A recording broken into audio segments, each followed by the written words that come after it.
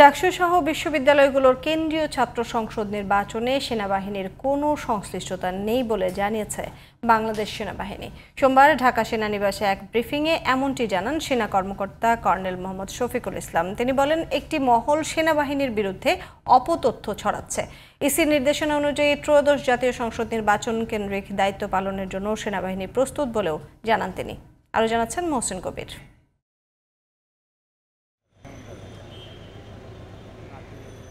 ঢাকা বিশ্ববিদ্যালয় সহ দেশের কয়েকটি পাবলিক বিশ্ববিদ্যালয়ের ছাত্র সংসদ নির্বাচনকে কেন্দ্র করে সেনাবাহিনীর বিরুদ্ধে অপপ্রচার হচ্ছে বলে সোমবার সকালে সেনাবাহিনীর ভেরিফাইড ফেসবুক পেজে উল্লেখ করা হয়।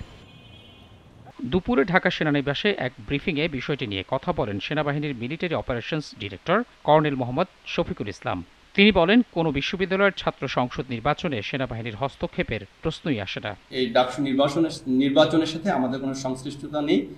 তবুও কিছু কিছু স্বার্থান্বেষী মহল আপনারা দেখেছেন বিভিন্ন গণমাধ্যমে তারা আমাদেরকে ইনফ্যাক্ট কিছু প্রোপাগান্ডা করার চেষ্টা করছে।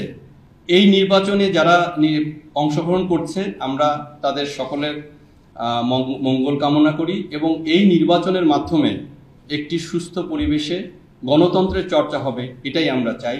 এ সময় আসন্ন জাতীয় সংসদ নির্বাচনে সেনাবাহিনীর দায়িত্ব পালনের বিষয়ে কর্নেল মোহাম্মদ শফিকুল ইসলাম বলেন, এ বিষয়ে নির্বাচন কমিশনের পক্ষ থেকে নির্দেশনা পেলে প্রস্তুত রয়েছেন তারা। ইলেকশন কমিশন থেকে আমরা কোনো ফর্মাল কোনো নির্দেশনা পাইনি, বাট আমাদের মধ্যে একটা প্রস্তুতি অবশ্যই রয়েছে।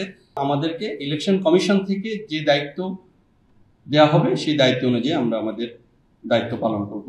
গত 29 আগস্ট গণ অধিকার পরিষদের সভাপতি এবং ডাকসুর সাবেক ভিপি নুরুল হক নূরের ওপর হামলার জন্য সেনা সদস্যদের দায়ী করা হয়।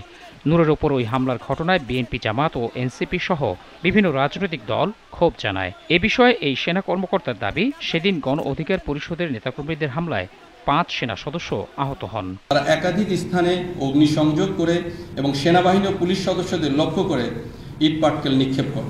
এতে সেনাবাহিনীর 5 জন সদস্য, পুলিশের 6 জন সদস্য গুরুতর আহত হয়।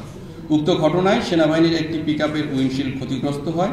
পরবর্তীতে রাত আনুমানিক 9:30টায় আইন শৃঙ্খলা রক্ষাকারী বাহিনী পরিস্থিতি নিয়ন্ত্রণে আনতে সক্ষম হয়। কর্নেল মোহাম্মদ শফিকুল ইসলাম জানান, গত 5 আগস্ট হারানো অস্ত্রের 80% উদ্ধার করা হয়েছে। নির্বাচনের আগে বাকি অস্ত্র উদ্ধারের বিষয়ে আশাবাদ ব্যক্ত করেন তিনি। মহসিন কবির, জিটিভি নিউজ, ঢাকা।